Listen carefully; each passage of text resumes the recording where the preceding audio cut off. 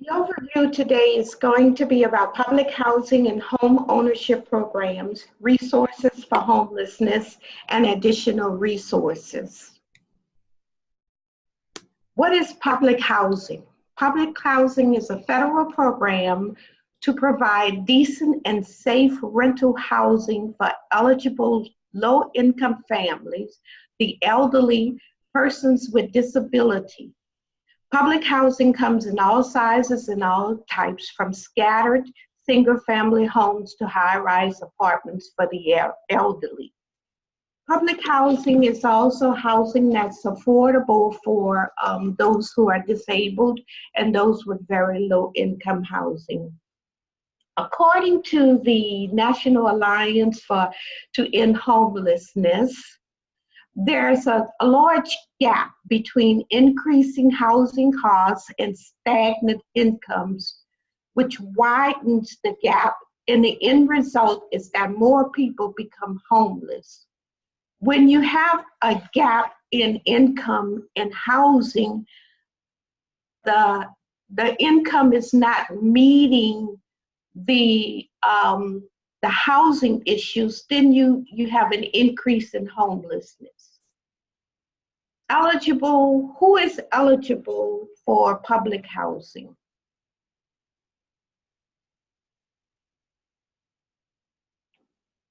The persons who's eligible for public housings are,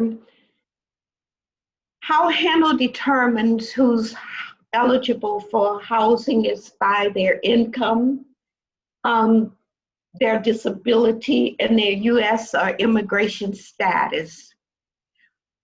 If you are, you have an income, like I said, incomes are very low. And if you have an income that is based on the income guidelines, and you can go on HUD's website and they can give you the information as to who's eligible and what's the gross income for individuals who are eligible to become eligible for public housing. The elderly, persons with disabilities, these are the people who are eligible for public housing. There are certain programs that they fit into when they're eligible or for public housing. They would be put on a waiting list. And once they're on the waiting list, then they move up very slowly. However, they do move into public housing, into Section 8 property, and the property for the elderly.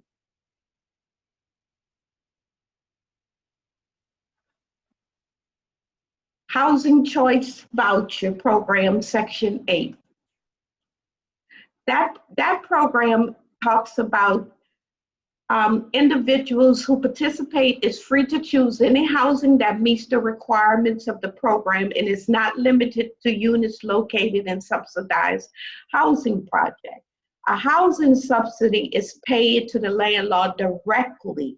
The landlord gets the payment directly. It sort of works along with the rapid rehousing, permanent supportive housing program. No money is transferred from HUD to the client or the tenant. The rent monies are paid directly to the landlord. And whichever HUD says that the client or the tenant has to pay to subsidize, then that money goes directly to the landlord. So it's no money that's being transferred from HUD to the client to the landlord. It's paid directly to the landlord. The family that pays the difference between the actual rent charged by the landlord and the amount subsidized by the program. So therefore, the family pays the landlord the 30% that it's required for them to pay to maintain the Section 8 vouchers.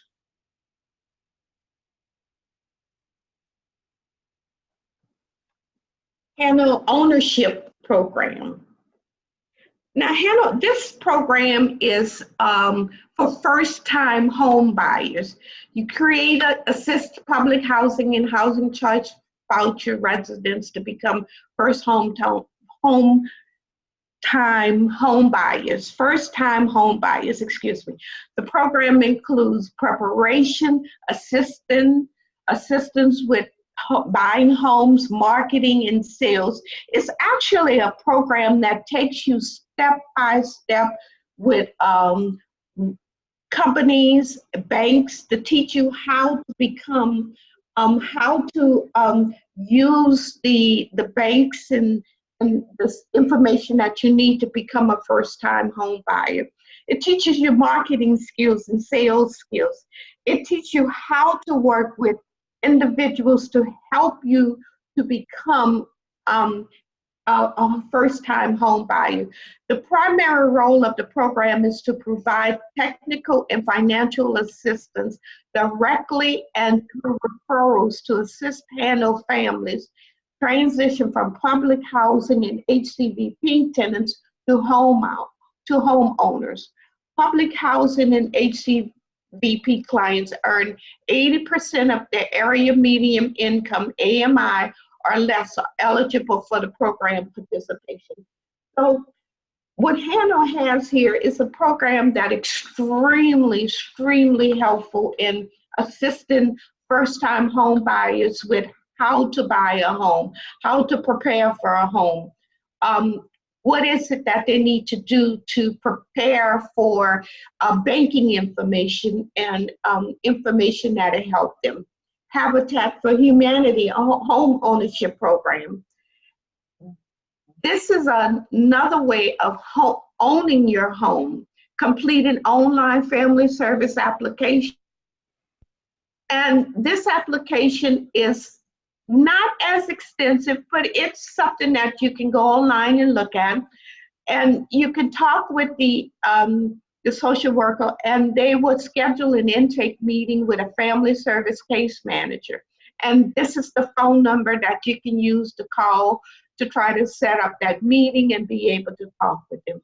The Family Selection Committee, that's a committee that gets together, they review the application, they review the families. It's not just the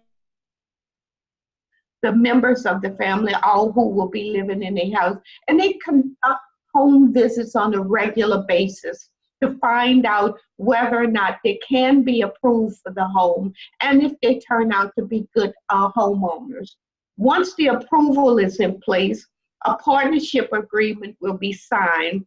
Then clients are eligible to start earning what they call sweat equity.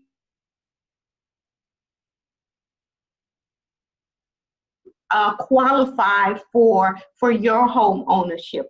Once the family complete the 50 sweat equity hours, they will be eligible to see of what homes are available. Referral. Any clients that may have experienced housing discrimination, and we've talked about this several times. If you know of anyone that has experienced housing discrimination, you can call the Attorney General Jeff Landris Fair Housing Hotline, and they can help you solve the situation that you're going through. Southeast Louisiana Legal Services and other services that help you with any type of discrimination that you may have here in New Orleans and some other states in cities in Louisiana as well. And usually people who experience this, they really don't understand that they are experiencing it. So it's good to always talk to your client about what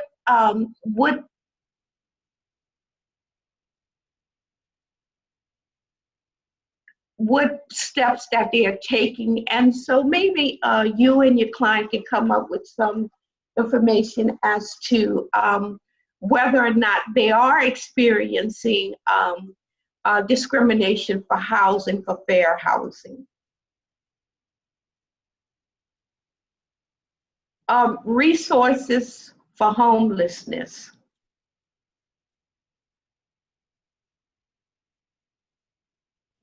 Resources for the homeless population.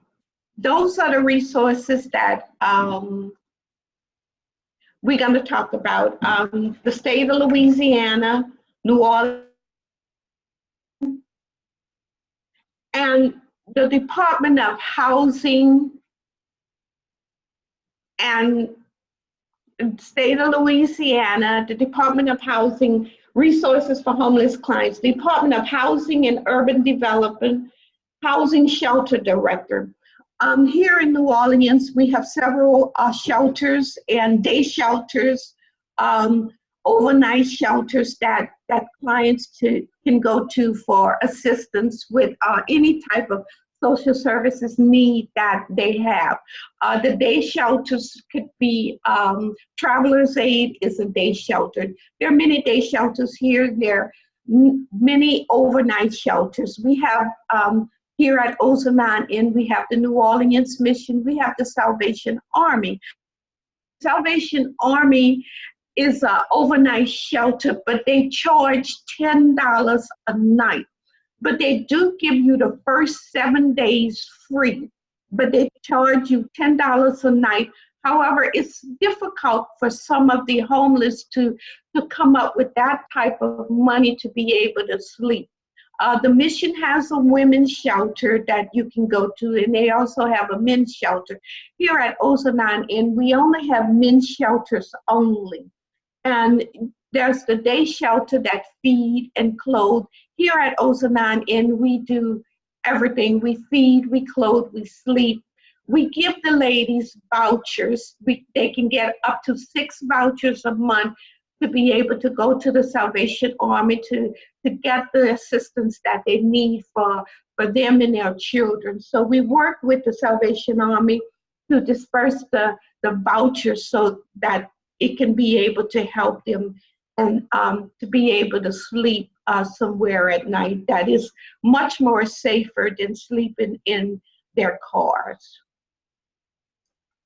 Unity of Greater New Orleans has a directory. This is a great resource that you can use when you're trying to locate emergency shelters, outreach services, day programs, mental health services, employment services, healthcare for the homeless. They provide primary care, dental, and everything is done within that facility. They can help do what they need to do for the homeless, and they can get diagnosis from the healthcare for the homeless. The Rebuild Center, which is on Claiborne and St. Joseph, the St. Joseph Church provides services for those in need, such as haircuts, meals, showers, computers, and more, and they help as well for that.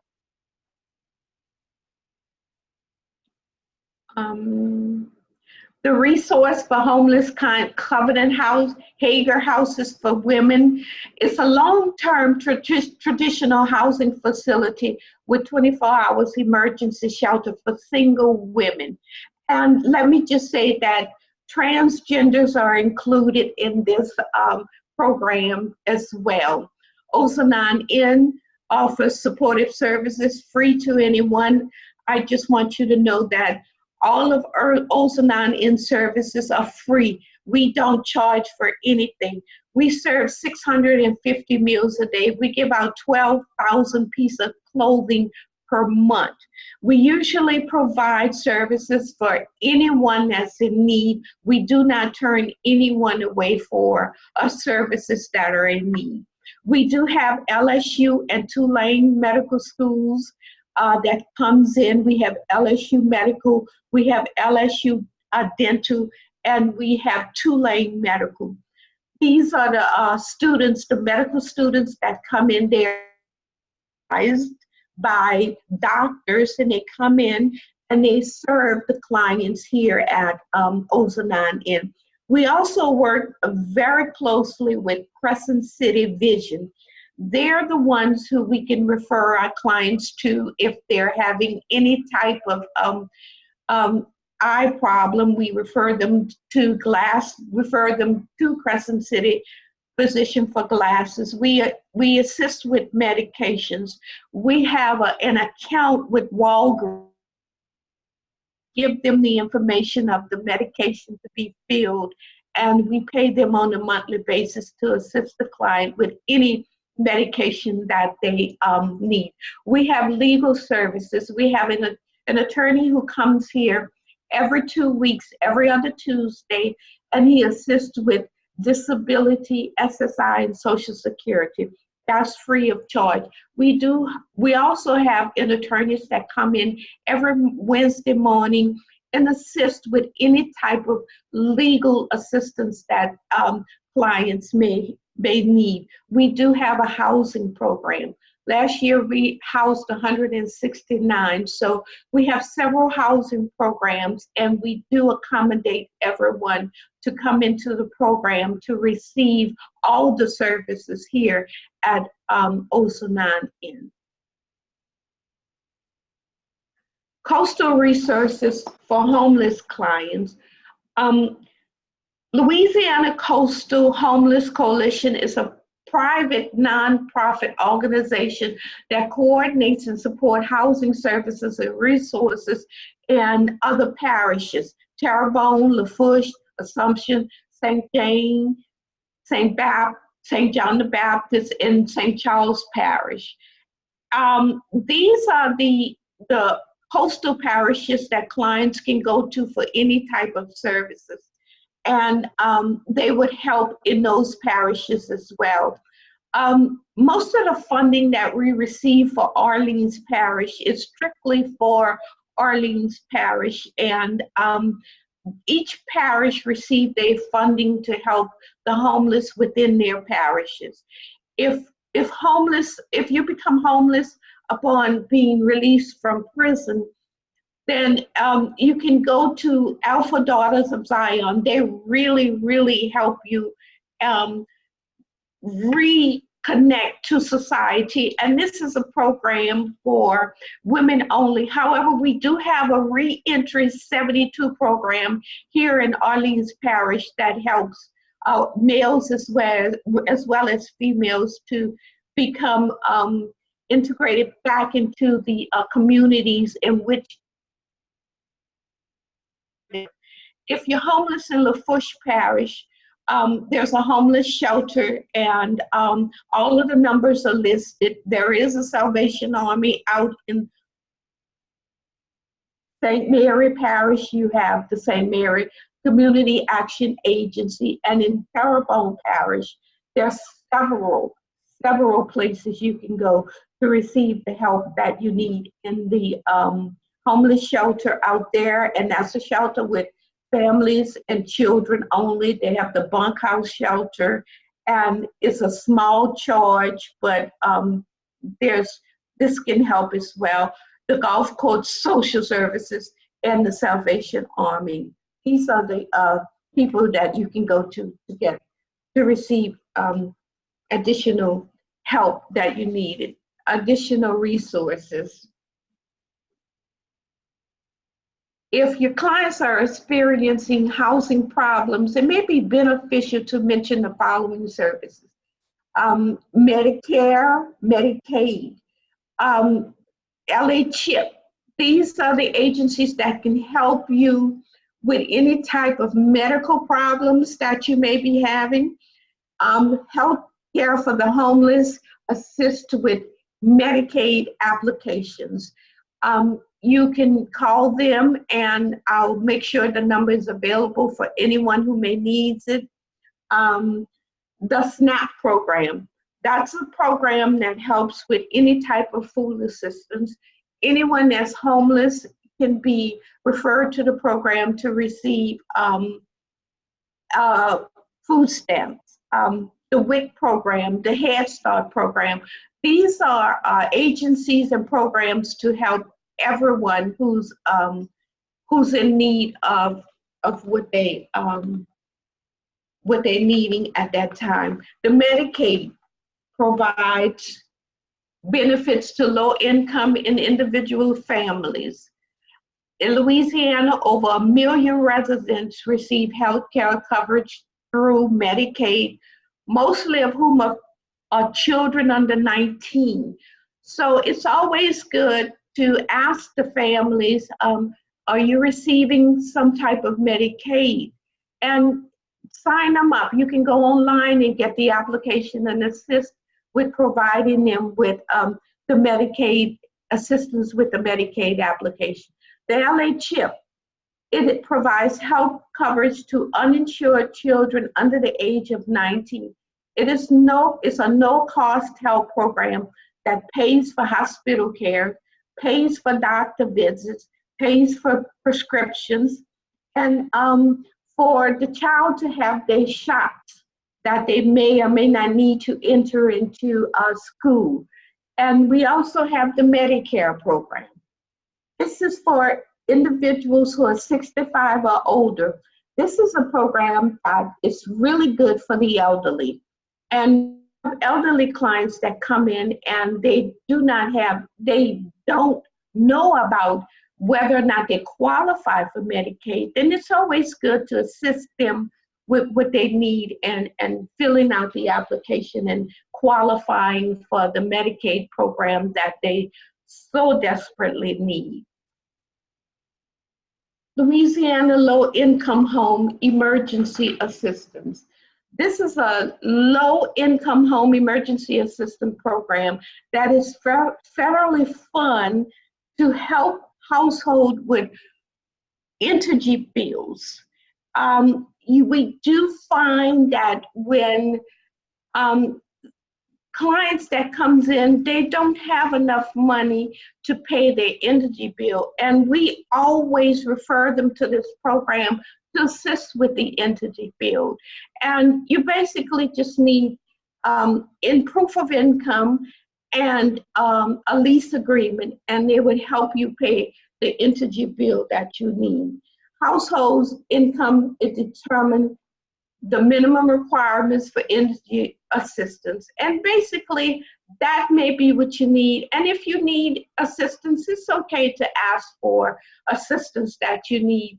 Any type of crisis or anything that you need, these are the programs that can assist you with that. We also have the Family Independence Temporary Assistance.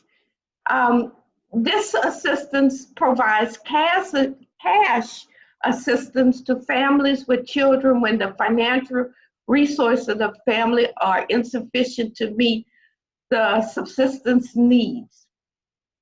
This program worked to decrease individuals to be dependent on programs long term. If you work with FITAP, you would understand that it promotes jobs. It assists them in preparing interviews and work, and how to benefit with long-term employment, how to become independent after a financial crisis. And it teaches you how to budget your income to be able to sustain yourself and your family for future references and for future needs. The SNAP programs, monthly benefits that help eligible low-income housing individuals to buy food that they need. And this SNAP program is a very good program to help individuals having problems with being able to provide the nourishing food that they need for their family. The WIC program, supplemental foods, nutrition, education, and referrals to healthcare at no cost. And this is for low-income pregnant women, breastfeeding, and postpartum women. And this is for infants and up to children who are 5 years or older. This is a very good program because you actually receive the food that is very nutritious to help start your child or your children for a great head start into school or whatever they're starting into, whatever program. The Head Start program promotes the school readiness of children from birth to age 5. I always recommend that my mothers really utilize the Head Start program, because it gives the children a head start on being able to move into language and social skills, and it helps them to be developed emotionally. And it helps the child to learn the skills that they need to move on to the next level. So the Head Start program is one that really, really helps your clients move into school and readiness. I just want to talk to you guys about housing affordability and homelessness. And I got this information off the National Alliance to End Homelessness. And it says the nation is currently facing one of the most severe affordable housing crises in history. In 1970, communities had plenty of affordable housing. But today they have 7.8 million extremely low income households that their income are not equivalent to them being able to pay their rent. So we have a housing affordability crisis that's not, that's really it's hitting home, where it's bringing a lot of women and children into homelessness. And the thing that we have to look at and start thinking about is, what is the solution to this problem that we have? And it's not a solution that can be just solved by one person. As a community, we have to come together and try to look into these situations to see how we can close the gap between affordable housing and homelessness.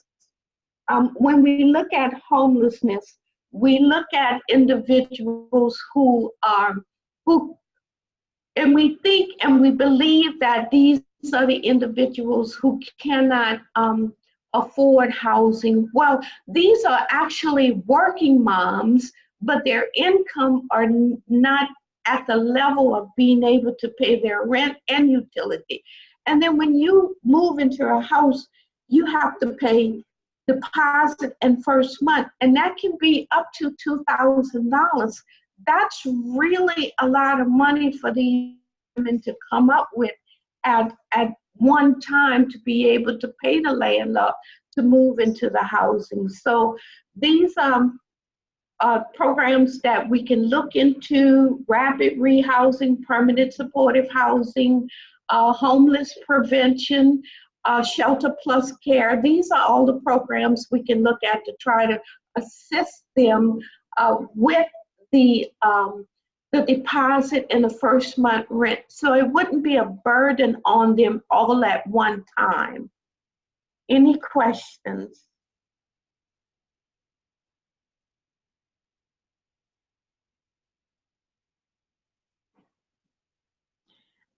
Next week, we're going to talk about before and after disasters.